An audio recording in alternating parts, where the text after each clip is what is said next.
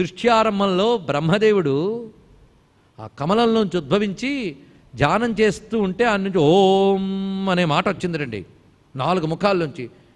ఎలా వచ్చిందా అని చూశాడు. ఎందుకంటే శబ్దం మనం నుంచి వస్తుంది, కానీ ఆ శబ్దం మన వల్ల వస్తుందా?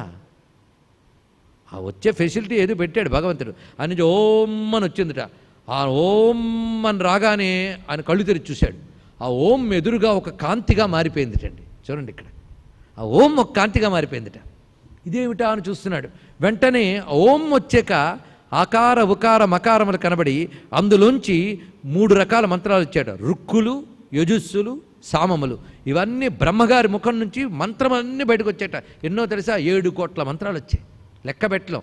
సమస్త ఋగ్వేదము, సమస్త యజుర్వేదము, సమస్త సామవేదము ఓంకారం తర్వాత బ్రహ్మ నుంచి వచ్చాయి. ఇందాక ఓంకారం అగ్నిగోళంలా కనబడింది కదా, ఇవి కూడా వెళ్ళి అందులో కలిసి అంతా కలిపి ఒక పెద్ద అగ్నిగోళంలా కనబడ్డాయట. ఏమిటిదని చూస్తున్నాడు.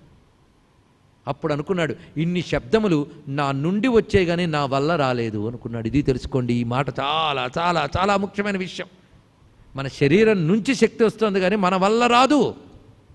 నా నుంచి ఇది పలికించిన వాడు ఎవడా అని చూస్తున్నాడు. ఆ అగ్నిమండలంలో కనబడ్డాట పరమాత్మ. ఏమని? నీ నుంచి పలికించిన వాడిని నేనే, నీ నుంచి పలుకుల రూపంలో వచ్చిన వాడిని నేనే అన్నాడు. ఇక్కడ చూడండి, గొప్ప గొప్ప మాట. కానీ ఓంకారం నీలో పలికింది అంటే పరాప్రత్యక్షితి రూప పశ్యంతి పరదేవత మధ్యమా వైఖరి రూప భక్తమానసహంసిక. నీ మూలాధారం నుంచి శబ్ద రూపంలోని కదిలొచ్చాను పైకి. ఆ కదిలొచ్చి నేనే ఓంకారమై రుక్కులై యజుస్సులై సామములై ఆ ఓంకారము యొక్క రుక్కుల యొక్క యజుస్సుల యొక్క సామముల యొక్క తేజస్సంతా కలిసి ముద్ద కట్టి గోళాకృతిగా ఏర్పడ్డాను. నీకు అర్థం కావడం కోసం ఈ మండలం మధ్యలో పురుషుల్లా కనబడ్డాను. నాదంతా బంగారు శరీరం, బంగారు తండ్రి. హిరణ్మయ వపుహు ధృతశంఖ చక్ర.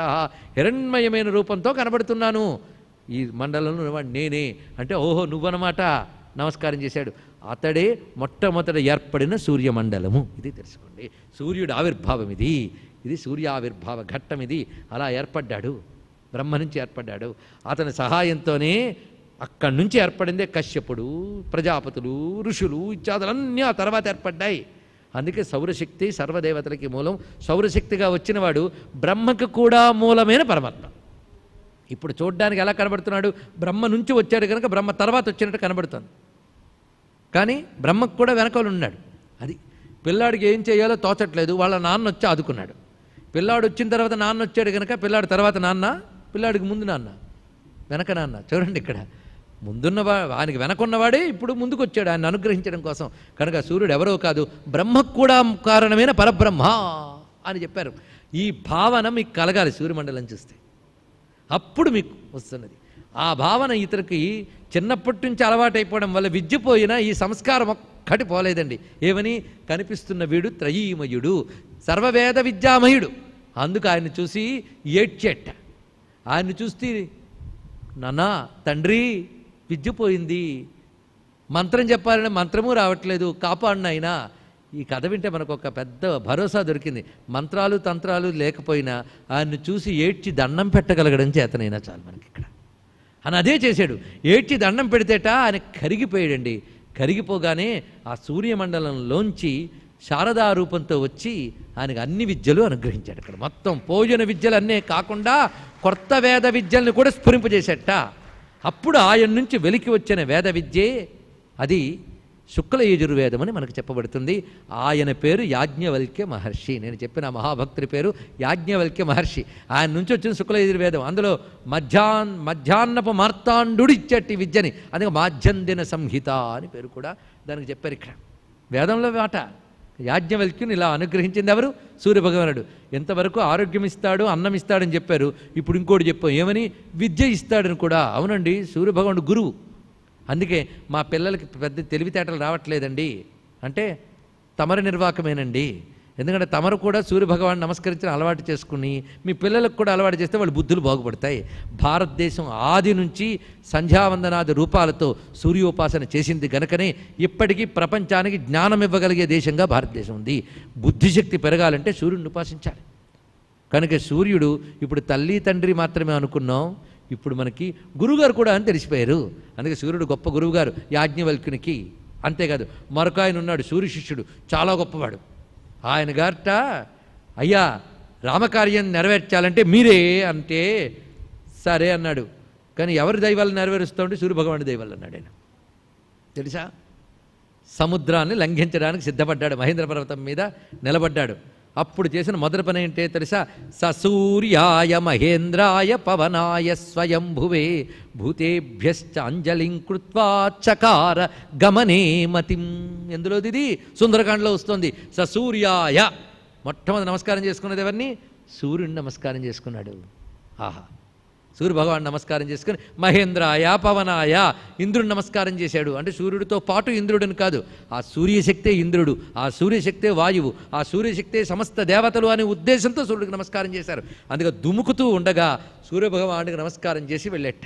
ఎందుకంటే ఈయనకి తెలివితేటలు ఇచ్చింది ఆయనే. ఎవరికి? ఇప్పుడు ఎవడో తెలిసిపోయాడు కదా, ఆంజనేయ స్వామి వారు. ఆయన గురుగారు ఎవరు? సూర్యభగవానుడు. ఆ సూర్యుడి నుంచే సమస్త విద్యలు నేర్చుకున్నట్ట. ఎందుకంటే చిన్నప్పుడు సూర్యుడిని పట్టుకోవడానికి బయలుదేరాడు ఈయన. పట్టుకోవాలని నాకు సరదా ఉంది, ఏం వెళ్ళగలనా ఎగరగలనా, కనుకనే వెళ్ళి పట్టుకున్నాడు అండం కాదు, అసలు ఎలా వెళ్ళాడని ఆశ్చర్యం వేస్తుందండి.